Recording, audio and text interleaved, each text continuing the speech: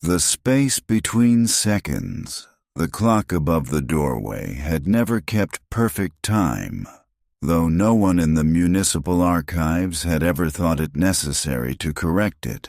And Thomas Hale, who had worked beneath its quiet insistence for more than 3 decades, had long ago adjusted himself instead, arriving each morning a few minutes earlier than required so that he might enter the room just as the second hand stuttered past 12, giving the illusion, sufficient for his purposes, that something had aligned. He hung his coat on the third hook from the left, as he always had, smoothing the sleeve with the flat of his hand before stepping away, as though the fabric might otherwise retain the shape of his absence, and then crossed the narrow aisle between cabinets, his shoes producing a softened echo on the worn linoleum that had grown thinner near the center, a subtle dip that caught the edge of his sole if he did not lift his foot quite high enough. There was a smell to the place that resisted precise naming, something between dust and paper warmed by years of handling, though it sharpened slightly in early spring when the heating system had not yet surrendered to the mildness outside, and today it carried a faint dryness that lingered at the back of his throat as he unlocked his desk drawer and removed the ledger he had left unfinished the afternoon before.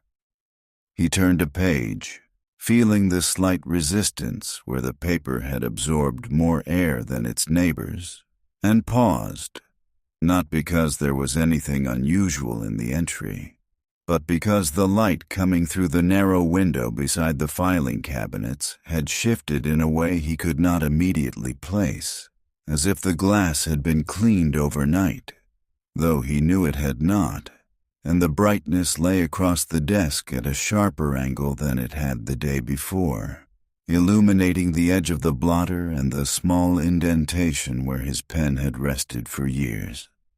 It occurred to him, not as a thought fully formed, but as something that hovered just beyond language, that the room had altered slightly in his absence, though nothing could be identified as different, and he lowered himself into the chair with a care that had become habitual rather than necessary, aligning his body with the desk, placing his hands on either side of the ledger, and waiting a moment before beginning.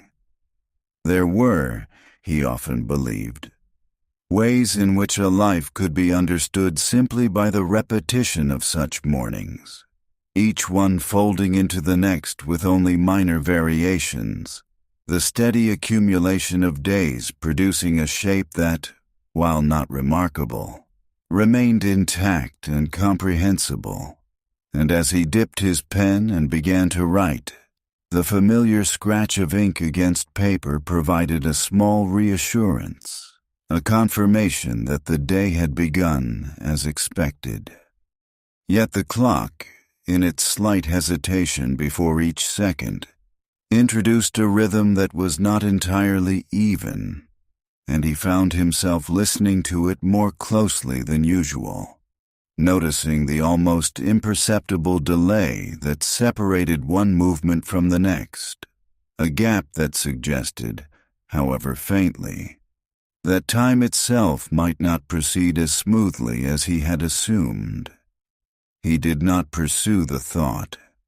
Instead, he wrote the date, pressing slightly harder than necessary, the ink pooling briefly at the base of the numbers before settling, and then continued with the entries, his hand moving with practiced steadiness while the light shifted again, though whether it was the sun or his perception adjusting, he could not have said.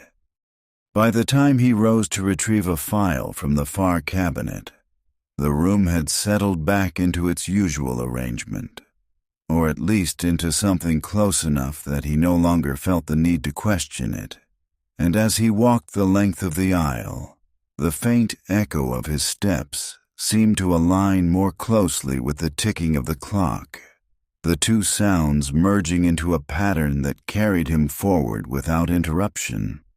It was, he would have said if asked, a good beginning. The route from the archives to his house followed the same sequence of streets it had for years, not because it was the shortest path, though it was not much longer than the alternatives, but because it offered a continuity he had come to rely on, each turn marking a quiet transition that required no decision.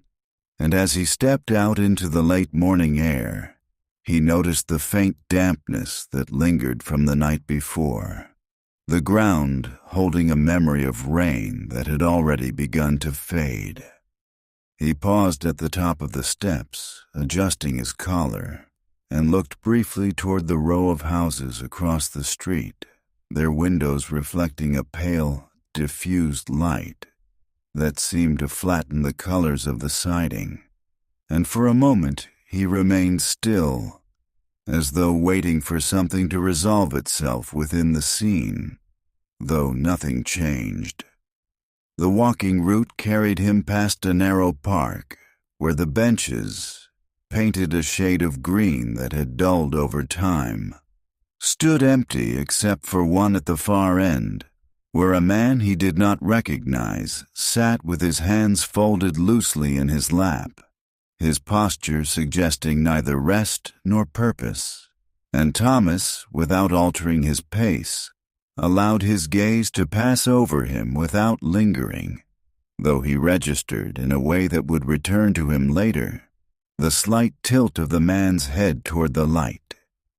There was a smell of damp wood and early leaves, not yet fully formed, rising from the ground as he moved along the path, and it brought with it a faint recollection, not of a specific moment, but of something adjacent to memory.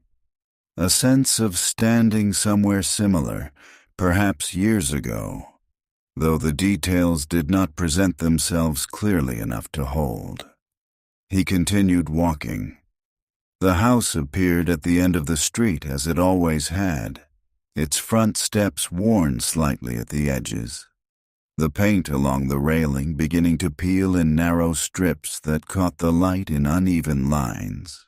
And as he approached, he reached into his pocket for the key, feeling the familiar shape press against his fingers before withdrawing it and fitting it into the lock with a practiced motion that required no attention.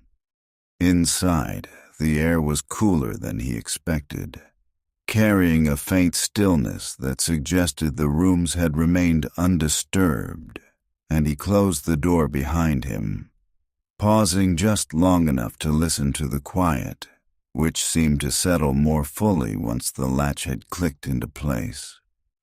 He moved through the narrow hallway, his hand brushing lightly against the wall where the paint had worn smooth, and entered the living room, where the light from the front window fell across the floor in a wide, pale band, illuminating the edge of the table near the sofa. There was, on that table, a small stack of papers he did not immediately recognize. He approached them without urgency, as though they had always been there, and he had simply not yet noticed. And when he reached out to touch the top sheet, he felt the texture before he registered the object itself. A thin, slightly rough surface that differed from the heavier paper he handled at work. It was a notebook. He did not pick it up at once. Instead, he rested his hand on it, applying a gentle pressure that caused the pages beneath to shift slightly, producing a faint sound that seemed louder in the quiet room than it should have been, and he found himself listening to that sound as though it might offer some indication of what lay within. The cover bore no markings. He could not recall placing it there. For a moment, he considered the possibility that it had belonged to Margaret, though he could not say why the thought occurred to him, only that it arrived with a kind of quiet certainty that did not demand immediate confirmation. He withdrew his hand.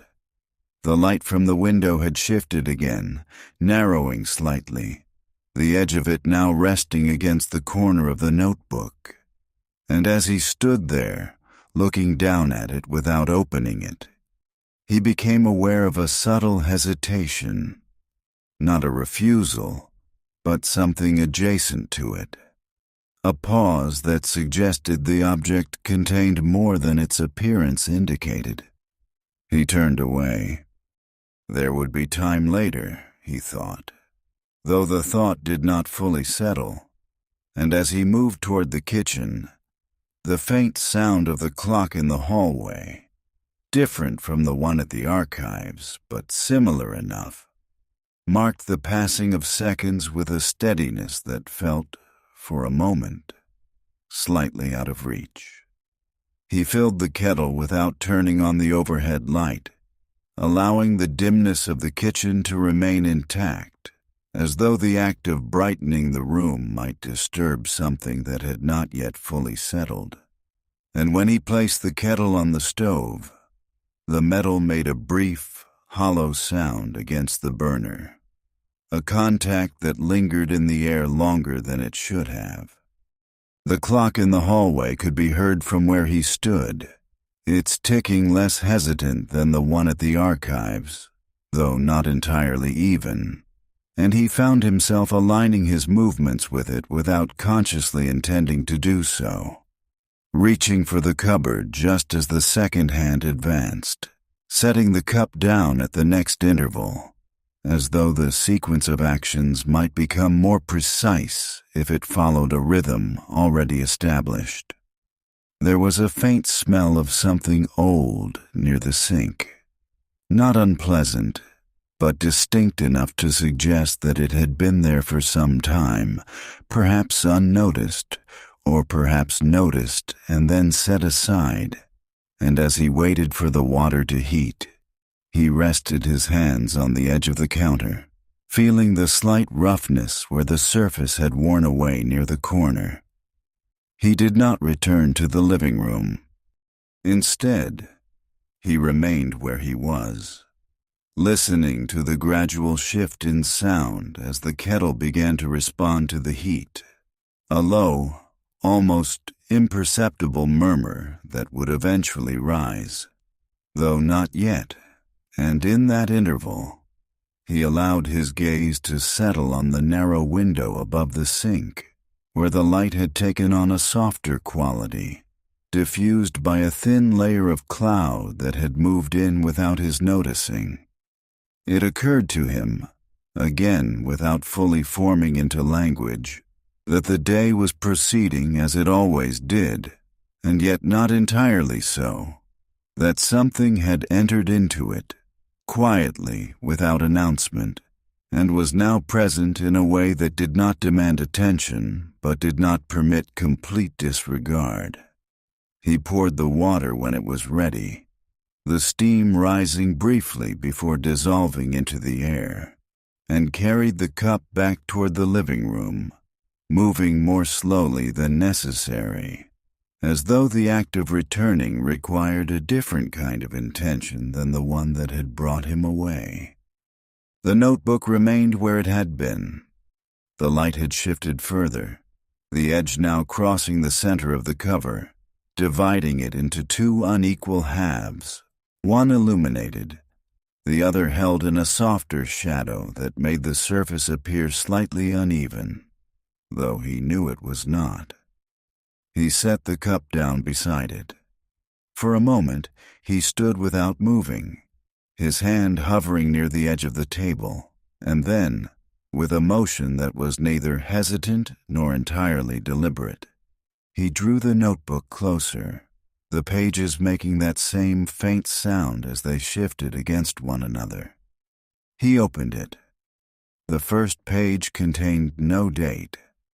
There was handwriting, Margaret's. He recognized it now, not by any specific feature, but by the way the letters seemed to lean slightly forward, as though they were moving toward something just beyond the line.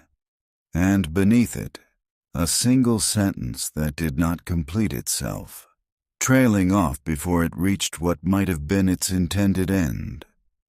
He read it once, then again. There was nothing in it that could not be understood, and yet it did not settle into meaning in the way he expected, as though a portion of it had been removed, leaving behind only the shape of what had once been there.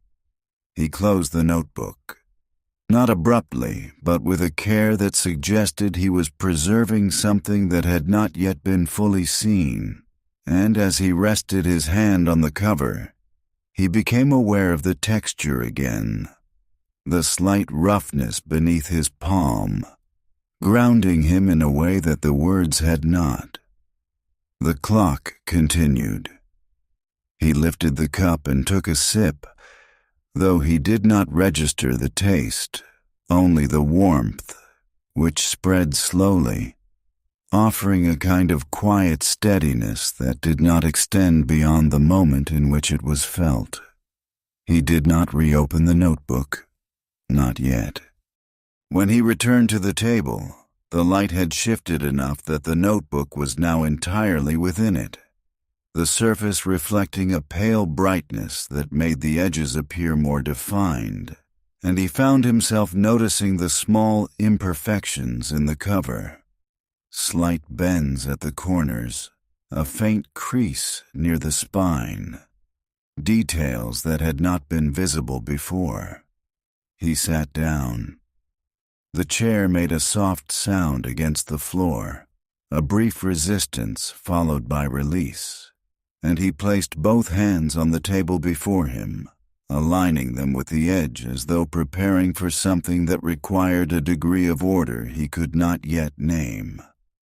The clock in the hallway marked the seconds with a steadiness that seemed now more pronounced, each tick distinct from the last, and he became aware of the way the sound entered the room, not directly, but through the open doorway, carrying with it a slight delay that separated it from his immediate surroundings.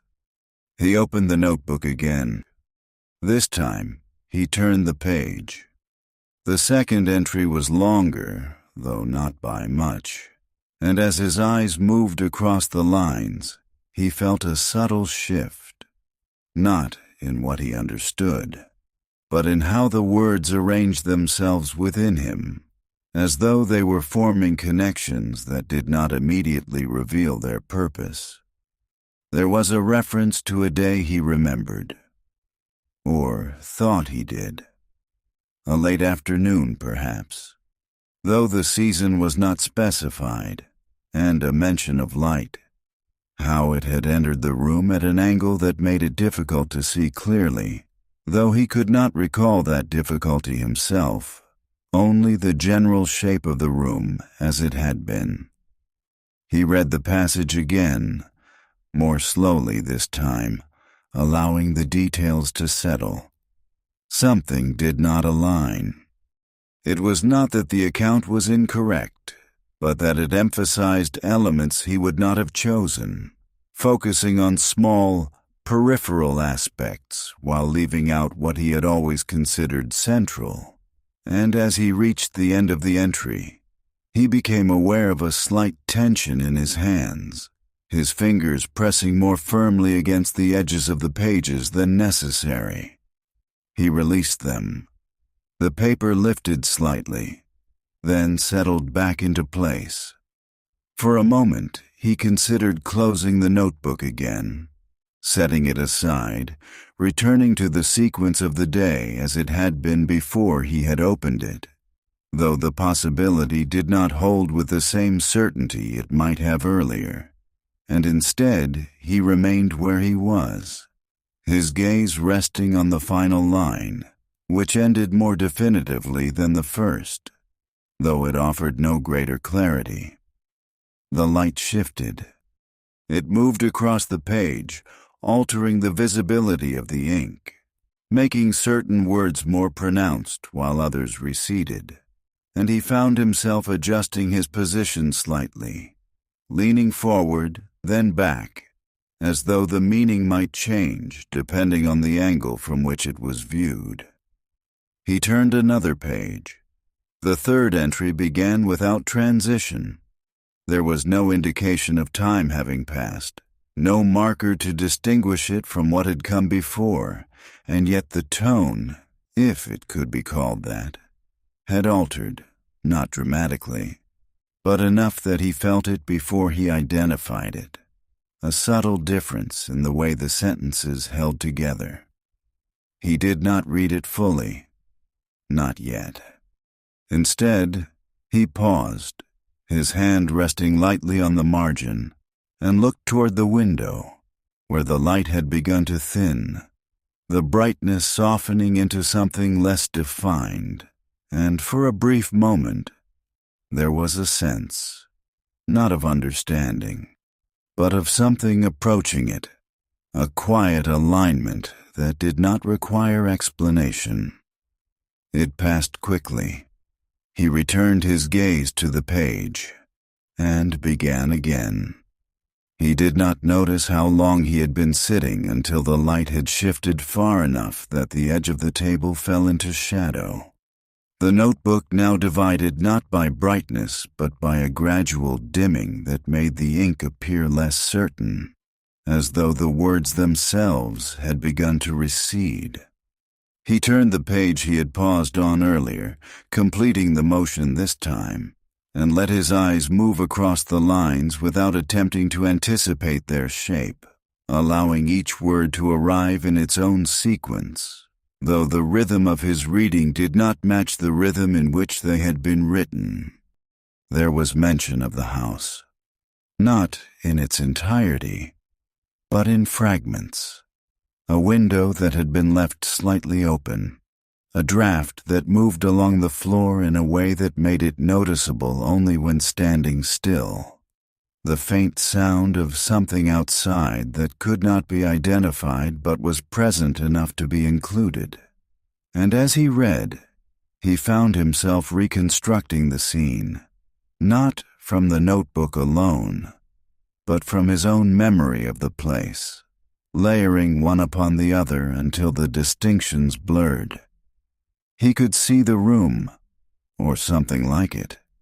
The placement of the table, the angle of the chair, the way the light would have entered at that hour, though the description in the notebook suggested a brightness he did not recall, a clarity that seemed, in retrospect, almost excessive, as if Margaret had been observing something he had not thought necessary to notice. He paused. The clock in the hallway continued its steady marking, though now it seemed slightly louder, or perhaps the room had grown quieter around it, the absence of movement making each second more distinct, and he found himself listening again, not for the time itself, but for the space between the sounds. He placed his hand on the page. The paper felt thinner than he expected, more fragile, as though it had been handled more frequently than its condition suggested, and he traced the edge of the margin with his finger, following the line without looking, grounding himself in the physicality of it. There was a sentence, midway through the entry, that did not settle. It described an ordinary action, something that could have occurred on any number of days, and yet it carried a weight that he could not immediately account for, a slight emphasis that suggested it had been more significant than it appeared. He read it again, and again. The words did not change, but his sense of them did, shifting slightly each time, as though he were approaching them from a different angle, though the page remained fixed in front of him. He closed the notebook part way, leaving a finger between the pages, not to mark the place. He knew where he was, but to maintain a connection to it, as though closing it entirely might separate him from something that had not yet fully revealed itself. He stood. The movement felt more deliberate than necessary, his chair sliding back with a soft resistance before releasing, and he walked toward the window, where the light had softened further, the outlines of the neighboring houses less defined now, their shapes blending slightly into the background. He placed his hand against the glass. It was cool, though not cold, and the sensation held him there for a moment longer than he expected. The texture of the surface, smooth, unyielding, offering a kind of certainty that the words had not. Behind him, the notebook remained open. He did not turn back immediately. Instead, he stood there, looking outward without focusing on any particular point, aware of the quiet in the room, the steady ticking from the hallway, and something else, less distinct, but present nonetheless, that seemed to occupy the space between those sounds. When he returned to the table, he did not sit. He closed the notebook fully this time, his hand resting on the cover for a moment before withdrawing, and then moved it slightly to the side, as though repositioning it might alter its presence. He did not continue reading. Not yet. The afternoon had begun to settle into a quieter pattern, the light thinning in a way that suggested the day had passed its midpoint, though the exact hour did not present itself clearly, and Thomas found himself standing in the hallway, listening to the clock as though it might provide a more precise answer. He adjusted it slightly, though it had not required adjustment, nudging the minute hand forward by a fraction, enough to create the impression of correction without altering the time in any meaningful way, and then stepped back, observing it for a moment before turning away. The house held a stillness that felt different from earlier, not heavier, but more defined, as though the spaces between objects had become more noticeable, and as he moved through the rooms, his steps slower now. He became aware of the way each sound carried, the soft contact of his foot against the floor, the faint shift of air as he passed through a doorway. He returned to the living room. The notebook remained where he had left it, slightly off-center on the table, the light no longer resting directly on it, but nearby, illuminating the surface just enough to keep it visible without drawing attention. He approached it again. This time, he did not hesitate before opening it. The next entry began with a date. He recognized it immediately, not because of anything written beneath it, but because of the number itself, the arrangement of the day and month aligning with something he had not considered in years. And as he read the first line, a memory began to form, not fully, not with clarity, but with enough presence to suggest that it could be recalled if he allowed it. He did not. Instead, he focused on the words. They described an afternoon, a specific one. There was a mention of the park, the same one he had passed earlier that day, and of a bench near the far end, though Margaret did not name it as such, only referring to it by its position relative to a tree that had leaned slightly to one side. He could see it. He had seen it that morning, or something like it. The description continued, noting the way the light had fallen across the ground, broken by the branches above, creating patterns that shifted with the movement of the wind, though he did not remember the wind, only the general stillness of the place as he had experienced it. He turned the page more quickly than before. The next lines followed without pause, the handwriting maintaining its slight forward lean, though there was a subtle variation in the pressure. Certain words pressed more deeply into the paper, leaving impressions that could be felt even when not seen. He ran his fingers lightly over them. The texture changed beneath his touch, the indented lines guiding his movement in a way that felt almost deliberate, as though the emphasis had been intended not only for the eye, but for the hand as well. There was a reference to him, not by name, but clearly. An action he had taken, or had not taken.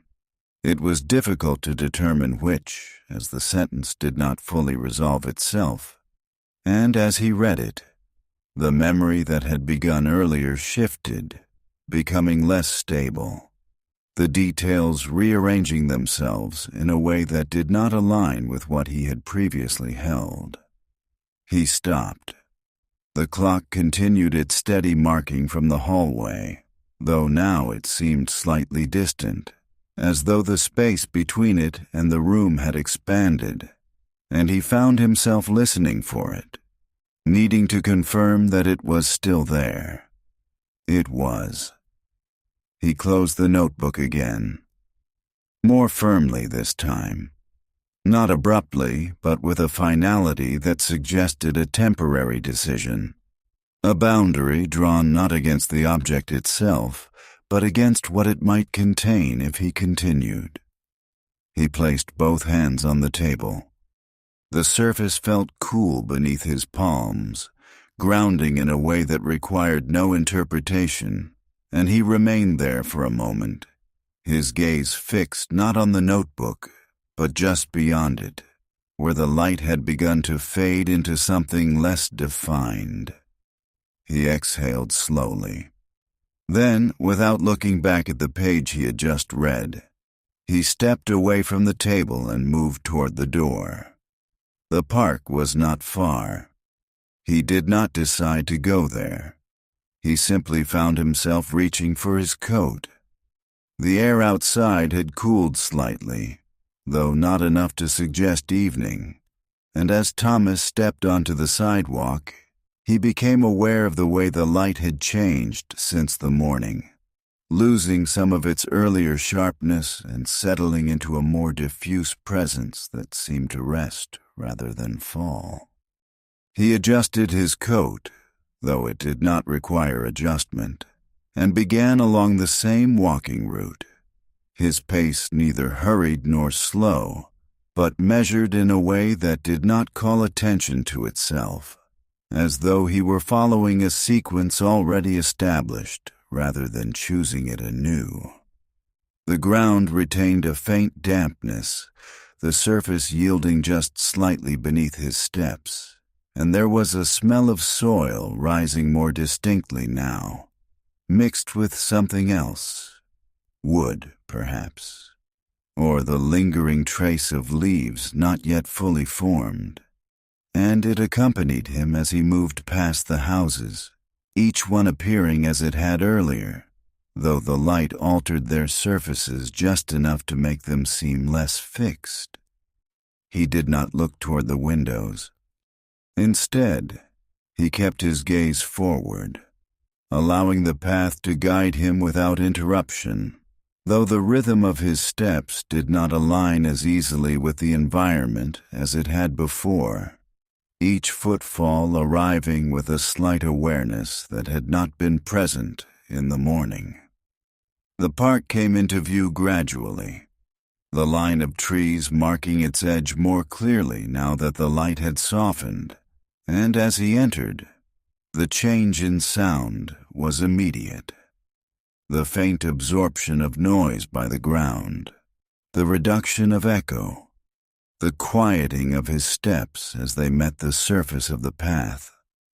He followed it without deviation. The bench at the far end remained where it had been, its green paint dulled further by the angle of the light, and the man who had been sitting there earlier was no longer present, leaving the space unoccupied in a way that felt less like absence and more like a continuation. Thomas approached. He did not sit immediately.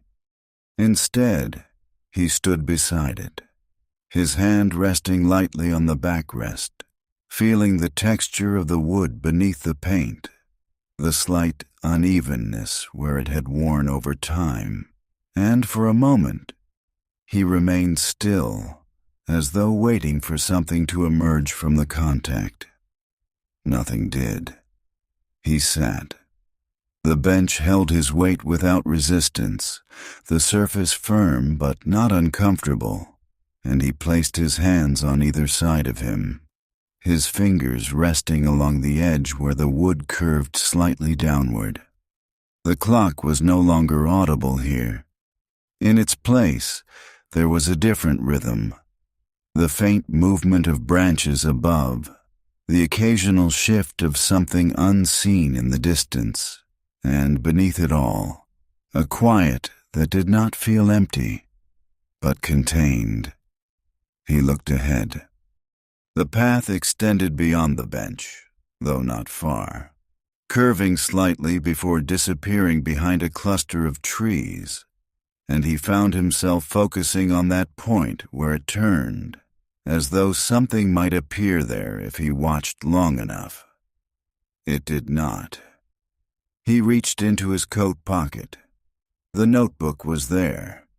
He had not been aware of placing it there, though the motion must have occurred earlier, and as he withdrew it, he felt again the texture of the cover, the slight roughness grounding him in a way that the environment did not.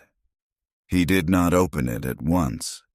Instead, he held it in his hands, turning it slightly so that the light caught the surface, revealing the same small imperfections he had noticed before, now more pronounced under the diffused brightness.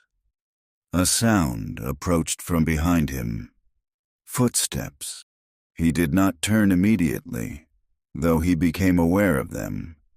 The rhythm distinct from his own, lighter, less measured, and as they drew closer, he shifted slightly on the bench, creating space beside him without fully acknowledging the action. The footsteps slowed, then stopped. "Is this seat taken?" The voice was neither young nor old, carrying a steadiness that did not press for a response, and Thomas turned then, just enough to see the woman standing beside the bench, her posture relaxed, her gaze directed not at him, but at the space she was indicating. He shook his head. "No." She sat. The movement was unremarkable, the bench adjusting slightly under the added weight, and for a moment they remained without speaking. The presence of another person altering the space in a way that was not disruptive, but noticeable. She looked ahead. "So much changes this time of year," she said after a while, her voice quiet, as though continuing a thought rather than beginning one. Thomas did not respond immediately. He followed her gaze, though he could not identify what she was referring to specifically, only the general shift in the environment that he had already registered without naming. "Yes," he said finally. The words settled between them without expansion. She nodded, though the gesture seemed directed more toward the space in front of them than toward him, and then, after a moment, she leaned forward slightly, resting her elbows on her knees, her hands loosely clasped. He looked down at the notebook. It remained closed. He could feel its presence more distinctly now, as though the proximity of another person had altered his awareness of it, and for a brief moment he considered opening it, showing her the pages, allowing the words to exist outside of himself. He did not. Instead, he adjusted his grip, his fingers tightening slightly around the edge, and then releasing, the motion small enough that it did not draw attention. The woman remained still. After a while, she stood. "Enjoy the afternoon," she said, not looking at him as she spoke, and then stepped away, her footsteps returning along the path with the same lightness with which they had arrived. Thomas remained seated. The bench held its shape. The notebook rested in his hands. The path ahead remained empty. He did not open it. Not yet. He did not notice how long he remained on the bench until the light had shifted again, thinning further, the edges of objects losing some of their earlier definition, and as he rose, the movement felt less like a decision and more like a continuation of something that had already begun. The notebook stayed in his hand. He did not return it to his pocket. Instead, he carried it openly, his fingers resting along the spine, feeling the slight give of the binding as it adjusted to the pressure, and as he stepped back onto the path, the ground responded with that same softened resistance, the dampness still present, but less pronounced. The walking route back did not feel identical to the one that had brought him there. The sequence of streets remained unchanged, the turns arriving at the same intervals, yet there was a subtle difference in the way he moved through them, each step accompanied by a faint awareness that had not been present earlier, as though the act of walking had acquired a second layer that existed alongside the first. He passed the houses again. The windows reflected less light now, the surfaces darker, more opaque, and he found himself glancing toward them briefly, not searching for anything specific, but registering their presence in a way that suggested they were no longer entirely neutral. The smell of damp earth had faded, replaced by something cooler, less defined, and the air carried a stillness that seemed to gather in the spaces between sounds, holding them in place rather than allowing them to dissipate. When he reached his house, he paused at the door. The key remained in his pocket. He did not reach for it immediately. Instead, he stood there, the notebook in his hand, the surface of it catching what remained of the light. And for a moment, he became aware of the possibility, however slight, that he might not enter, that he might continue walking, extending the route beyond its usual boundaries. The thought did not hold. He unlocked the door. Inside, the air had not changed. The stillness remained as he had left it, though it felt more pronounced now, as though the absence of movement had deepened in his time away. And as he stepped into the living room, he placed the notebook back on the table, aligning it more carefully this time with the edge, the gesture precise in a way that suggested a need for order. He did not remove his coat. Instead, he stood beside the table, looking down at the notebook. The light from the window now reduced to a narrow band that no longer reached its surface, leaving it in a softer shadow that made the edges less distinct. He opened it again. The page he had left earlier remained marked by the slight bend near the corner, and as he turned it, the paper responded with that same faint sound, though now it seemed quieter. Or perhaps the room had absorbed it more fully. He continued reading. The entries progressed without clear separation, one following the next with only subtle shifts in handwriting and pressure to indicate any passage of time, and as he moved through them, he began to notice patterns, not in the events described, but in what was emphasized. The repetition of certain details that did not align with his own recollection of their importance. There was the bench again, not named, but present. A description of its surface, the way the paint had begun to wear at the edges, the texture of the wood beneath, and a mention of sitting, waiting perhaps, though the sentence did not complete itself fully, and as he read, he felt a slight tightening in his chest, not sharp, but persistent enough to register. He turned the page. There was a reference to a conversation, not recorded directly, but implied through fragments, partial phrases that suggested something had been said, though the content remained absent, and he found himself pausing there, his eyes moving over the lines without progressing, as though the missing words might appear if he remained long enough. They did not. He closed the notebook. The motion was slower this time, less final, as though he were leaving the possibility of reopening it already in place, and he rested his hand on the cover, feeling again the texture beneath his palm, grounding himself in the physical presence of the object. The clock in the hallway continued. He could hear it more clearly now. Each second arrived with a steadiness that did not waver, and he found himself listening to it again, not for the time itself, but for the space between the sounds, which seemed now slightly longer than before. He moved to the window. The light had nearly withdrawn.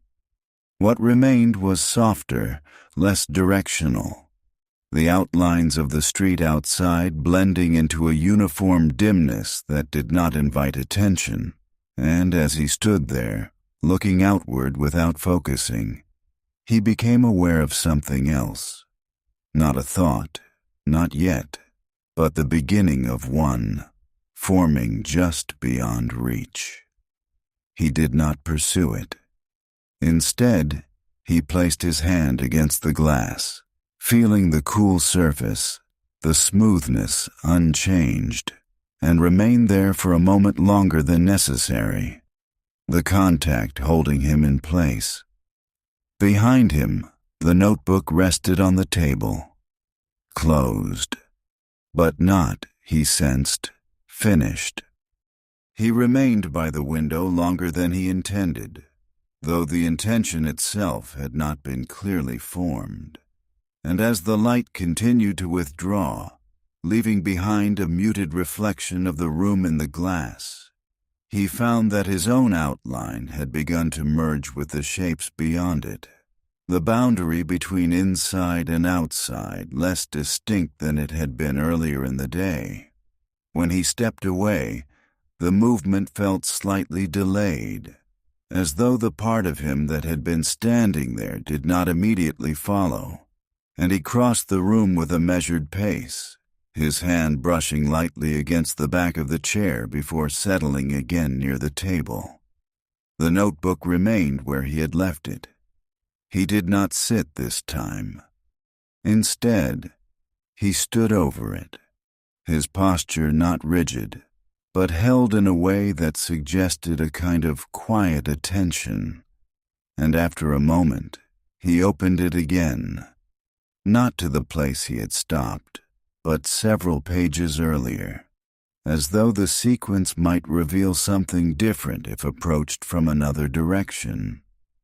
The pages responded with a soft resistance, then yielded. He read. There were repetitions, of places, of small actions, of details that seemed to recur without explanation, and as he moved through them, he became aware that the pattern was not accidental, that the same elements had been returned to deliberately, though the reason for their return was not stated. The bench appeared again, not described in full, only referenced through fragments, the angle of the backrest, the way the paint had worn unevenly, the presence of light across one side but not the other, and each mention seemed to carry a slightly different emphasis, as though the object itself had shifted in significance over time. He turned another page. There was a line that began with a date he recognized only partially. The numbers familiar, but not immediately placed. And as he read the sentence that followed, something within it resisted alignment, not in its content, but in its absence, the omission of what might have been expected. He paused there. The clock in the hallway marked the seconds with its steady rhythm, though now the sound seemed to arrive more clearly, as if the space between the rooms had narrowed, and he found himself counting without intending to, each tick registering with a precision that felt newly imposed. He stopped reading. The page remained open. There was a sentence, unfinished again, though differently than the first, that ended just before what might have been a conclusion, leaving behind a space that did not appear accidental, and as he looked at it, he felt a slight shift in his breathing, not deeper, but more deliberate, as though he were adjusting to something not yet fully understood. He placed his hand on the page. The paper gave slightly under the pressure, the indentation of the writing faintly perceptible beneath his fingertips, and he traced the line where the sentence ended, following it to the margin, where it stopped without continuation. He did not turn the page. Instead, he closed the notebook. Not abruptly, but with a kind of restraint that suggested he was preventing something from extending further. And as he rested his hand on the cover, he became aware of a thought forming. Not complete, not yet stable, but present enough that it could not be entirely dismissed. He had been there, where the entries described, on those days. And yet, what was written did not fully include him. The realization did not settle. It remained at the edge of recognition, held there by something that resisted its movement inward, and he stepped back from the table, his hand lingering on the surface for a moment before withdrawing. He moved toward the hallway. The clock continued. He stood beneath it, looking up, though not to read the time, only to observe the movement of the second hand as it advanced. Each motion small, precise, and separated by that same slight pause he had noticed in the morning. He reached up, adjusted it again. The change was minimal, barely perceptible, but it created the impression of correction. He lowered his hand and stood there listening as the rhythm resumed. He returned to the living room with a different pace, not faster, but more direct, as though the distance between the spaces had shortened, and when he reached the table, he pulled the chair out and sat, the movement more immediate than before, the sound of the legs against the floor sharper in the quiet. The notebook lay where he had left it. He opened it again. This time, he did not hesitate. The pages turned more quickly, his hand moving with a steadiness that did not require pause, as though the sequence of entries had begun to align into something that could be followed without interruption. He reached the date from earlier, the one that had unsettled him. He read the entry in full. There was a description of the park, the bench, the light falling unevenly across the ground, and then, more clearly now, a reference to waiting. Not stated directly, but present in the structure of the sentences, in the way the time was marked not by events, but by their absence, by the continuation of something that did not resolve. He read it again, more slowly. There was a mention of him, this time unmistakable. not by name, but by action, or rather, by the lack of one. A line that suggested his presence had been expected and had not arrived. He stopped. The clock in the hallway continued its steady marking, though now it seemed louder, each second pressing more distinctly into the space, and he found himself listening to it as though it might confirm or contradict what he had just read. It did neither. The words remained. He looked down at the page again. There was no elaboration, no explanation, only the continuation of the entry, moving past the moment without resolving it, shifting into other details, the light changing, the air cooling slightly, the sound of something distant that did not approach. He felt a tightening in his grip, his fingers pressing more firmly against the edges of the notebook, the paper bending slightly under the pressure before returning to its original shape. He released it. The page settled. He leaned back in the chair. The movement created a small distance between himself and the table, though not enough to remove him from it entirely, and he let his gaze rest on the notebook without reading, allowing the words to remain present without engaging with them directly. There was a memory, or something like one, not fully formed, a sense of a day that had been similar, a plan, perhaps, or an intention. He did not follow it. Instead, he leaned forward again, placed his hand on the page, and continued reading.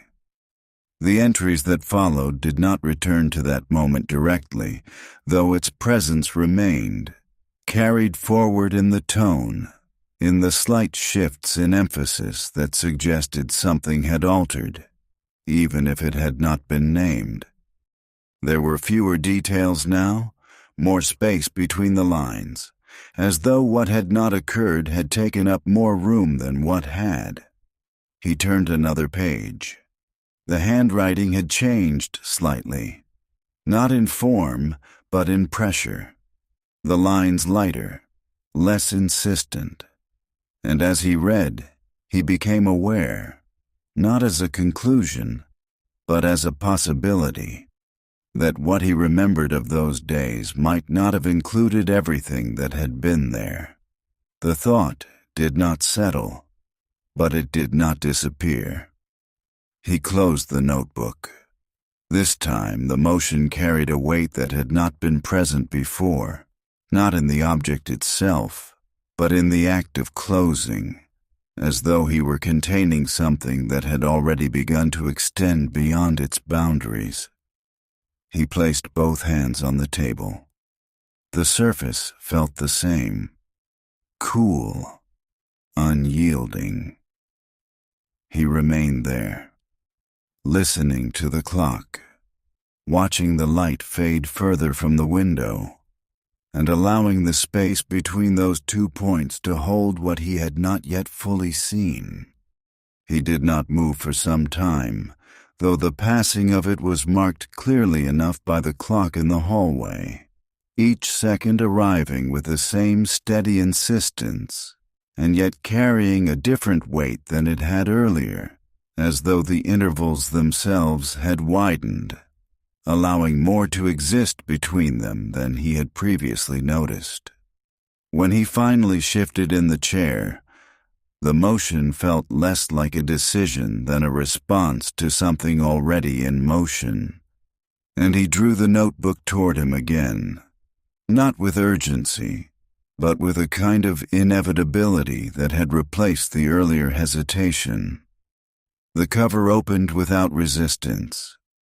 He did not return to the earlier entries.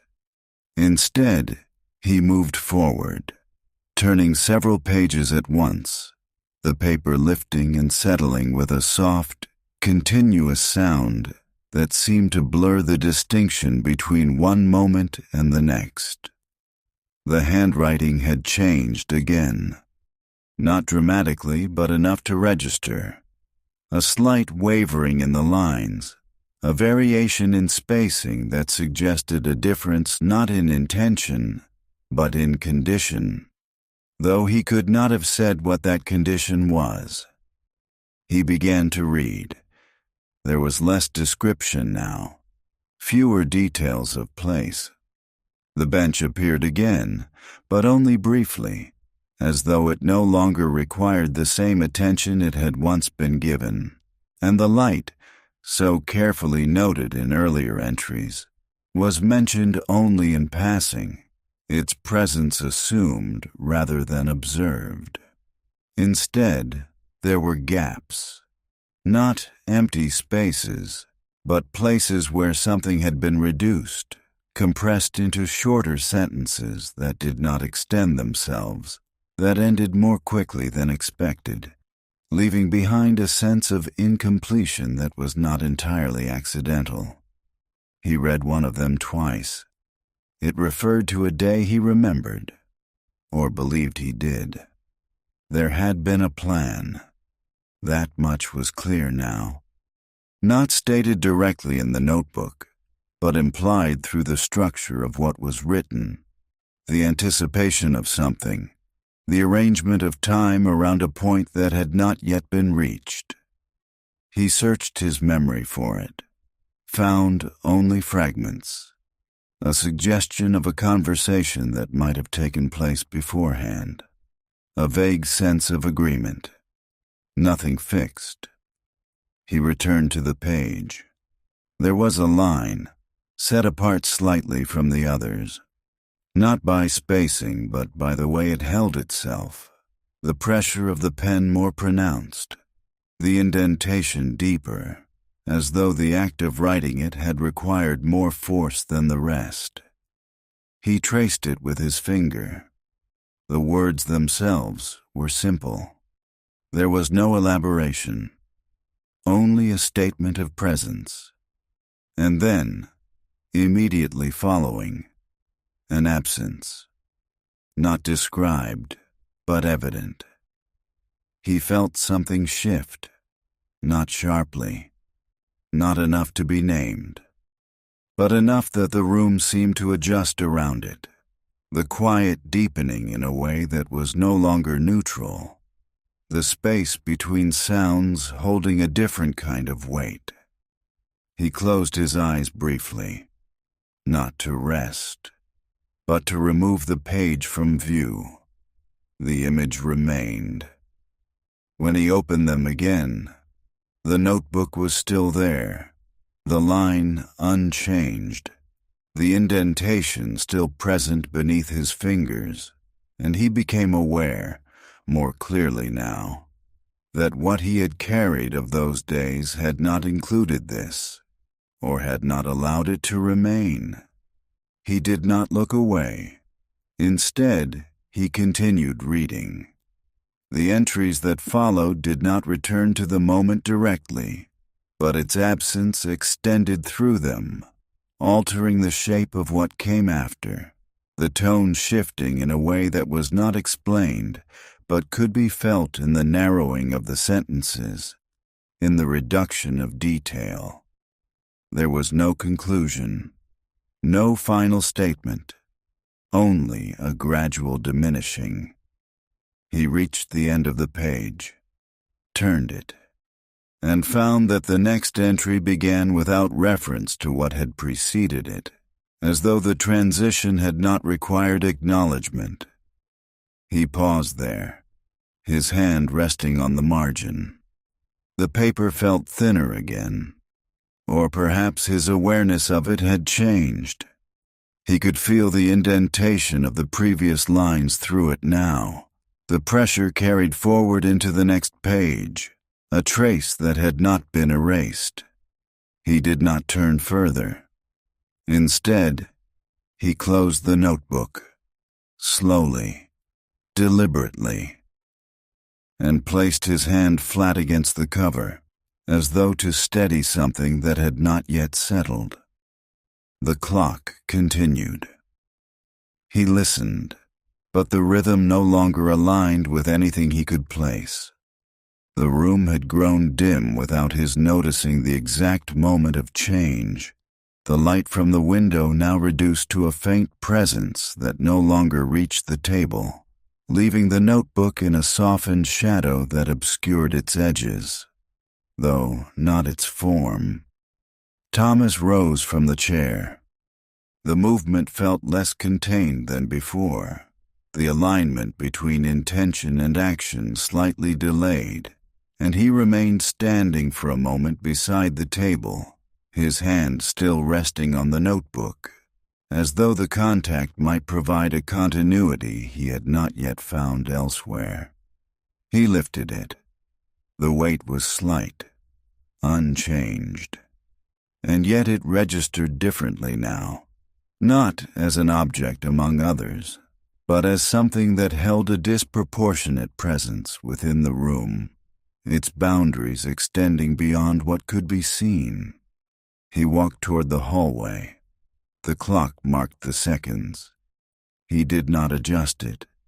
Instead, he stood beneath it again, looking up not at the hands, but at the space they moved through, the circular path that repeated without variation, each revolution indistinguishable from the last, and yet not identical. He listened. The sound had not changed, but his relation to it had. Each tick now carried a separation that he could not ignore, the interval between them no longer neutral, but filled with something that had not been there before. He returned to the living room.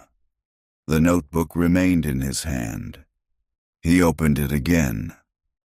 Not to the middle, not to the beginning, but to a page near the end. The handwriting there was lighter, less consistent, the lines less certain. He read. There was little description, no mention of the park, no reference to the bench. Only a brief account of a day that seemed indistinct, its details reduced to a sequence of small observations that did not connect in the way the earlier entries had. And then, near the bottom of the page, a line that did not complete itself, not because it trailed off, but because it stopped, abruptly, as though the continuation had been set aside. He looked at it, waited, as if something might follow. Nothing did. He turned the page. The next was blank. He ran his fingers over it. The surface was smooth, unmarked. No indentation carried through. No trace of pressure. It held nothing. He stood there for a moment, the notebook open in his hands, the blank page catching what little light remained, reflecting it in a way that made it appear almost brighter than the pages that contained writing, and he became aware, not as a conclusion, but as something that had already begun, that what he had understood of those days had been arranged in a way that did not include this ending, or lack of one. He closed the notebook. The motion was quiet, final in a way that did not require force. He held it for a moment longer, then returned it to the table. He did not align it this time. It rested slightly askew, the edge no longer parallel with the surface. He did not correct it. Instead, he stepped back. The room remained dim. The window no longer offered light, only a faint reflection of the interior. The shapes within it softened, less distinct, and as he stood there, he became aware of a recognition, not sudden, not fully formed, but present enough that it could not be dismissed. He had not been there, not in the way he had believed. The thought did not settle into certainty, but it did not recede. He turned away from the table. moved toward the window, placed his hand against the glass. The surface was cooler now, the smoothness unchanged, and beyond it, the street had begun to dissolve into evening, the outlines of the houses blending into a single, continuous form that did not separate itself easily into parts. He remained there, listening to the clock, holding the space between its seconds, and allowing the recognition to remain where it was, without moving it further. He did not return to the table.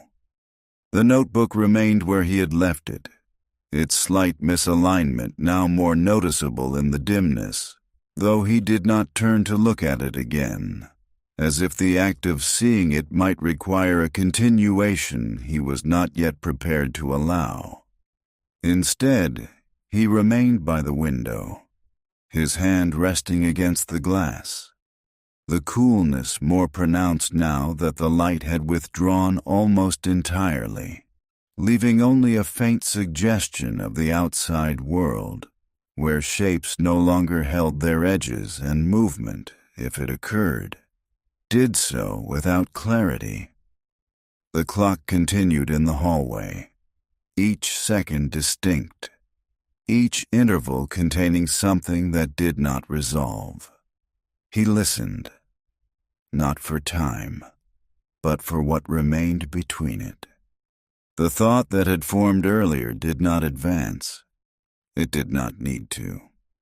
It remained where it was, complete in a way that did not require elaboration, and as he stood there, he became aware that it had been present long before he had allowed it to take shape, existing not as something hidden, but as something he had moved around, adjusted himself to, until it no longer required acknowledgement. He had understood his life as continuous, as consistent, as something that had proceeded without interruption, and yet there had been a place within it, a single point, perhaps not even marked at the time, where something had been expected of him, not in words, not in any formal arrangement, but in the quiet alignment of one person with another, in the simple act of being where he was meant to be. He had not been there, not late, not delayed, but absent in a way that did not register until after it had already passed. The realization did not arrive with force. It settled, like the dimness in the room, gradual, complete. He did not move. The glass beneath his hand held steady, the smooth surface unchanged, and for a moment there was a sense, not of resolution, but of something that no longer required avoidance, a stillness that did not press against him, but remained alongside. The clock continued. He did not count. He did not adjust. He remained where he was, and allowed the thought to remain with him, without turning away.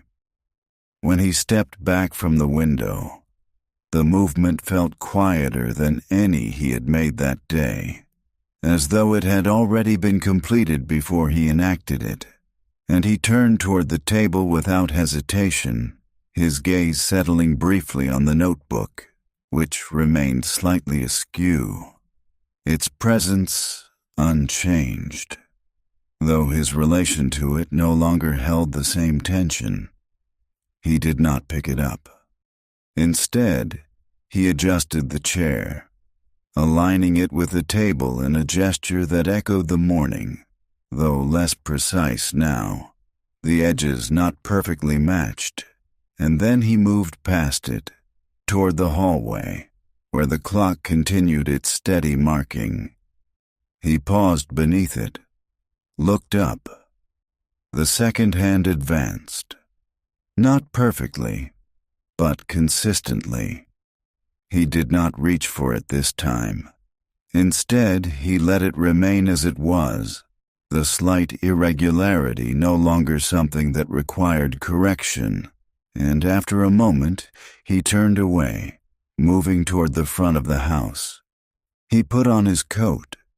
The fabric settled differently against his shoulders, though not in any way that could be named, and as he opened the door, the air outside met him with a coolness that had deepened since the afternoon, carrying with it a faint trace of dampness that had not entirely disappeared. He stepped onto the street. The walking route lay before him, unchanged. He began to follow it. The houses appeared as they had earlier, though their windows no longer reflected light, only held it faintly, the surfaces darker, less defined, and as he passed them, he did not look toward them directly, though he registered their presence more fully than before. The park came into view again. The trees now held only the suggestion of their earlier forms, their outlines softened by the dimness, and as he entered, the sound shifted once more, the ground absorbing his steps, the quiet deepening in a way that did not feel empty. The bench remained, its green surface less visible now, its shape discernible more by memory than by sight, and he approached it with the same measured pace, though without the earlier hesitation. He sat. The wood beneath him felt cooler, more solid. He placed his hands on either side of him, his fingers resting along the edge, the texture familiar, though not identical to how it had felt before. The clock was no longer audible, only the faint movement of air through the trees, and the absence of other sound. He looked ahead. The path curved as it had earlier, disappearing into the dimness, and for a moment he remained still, the day's movement settling into something that did not require arrangement. There was a thought, brief, unformed, something that approached the shape of words, though it did not complete itself, and he felt it move through him without resistance, without the need to hold it or to follow it further. He did not reach for the notebook. He had not brought it.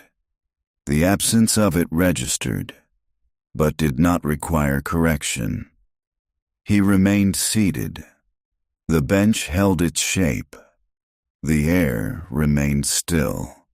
And for a moment, there was a quiet that did not suggest anything beyond itself. The light had withdrawn completely by the time he rose, leaving the path only partially visible, its direction maintained more by familiarity than by sight. And as he began to walk, his steps found the route without effort, each turn arriving where it had earlier, though now without the need to anticipate it. The houses stood in silence. Their shapes held, though less distinctly.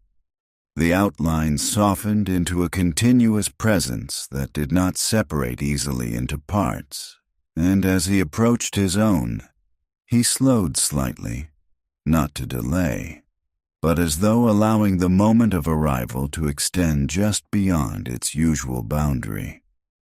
He unlocked the door, entered. The air inside had cooled further.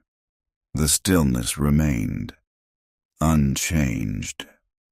He did not turn on the light. Instead, he moved through the hallway in the dimness, his hand brushing lightly against the wall, the texture guiding him in a way that required no attention, and when he reached the living room, he paused. The table stood where it had been, the notebook still resting upon it, slightly askew. He approached, placed his hand on the back of the chair, then, after a moment, adjusted the notebook, not to align it perfectly, but to bring it closer to the center. the movement small, almost incidental, as though it were part of another action. He did not open it. Instead, he stepped away, moved toward the window. The glass reflected only the interior now, his outline faint, merging with the shapes behind him, the boundary between inside and outside no longer visible. He placed his hand against it. The surface was cool, unchanged. Behind him, the clock in the hallway continued its steady rhythm, each second arriving with that same slight hesitation, the interval between them holding more than it had at the beginning of the day. He listened. Not for the time, but for the space it left. Outside, nothing moved that he could see. Inside, nothing required adjustment. The notebook remained on the table, closed. The bench, though no longer visible, held its place somewhere beyond the houses, along the route he had followed twice that day, its surface unchanged, its position fixed. He remained by the window, his hand resting against the glass. The clock continued. The light did not return, and in the quiet that followed each second, there was something that did not resolve, but no longer required that it should.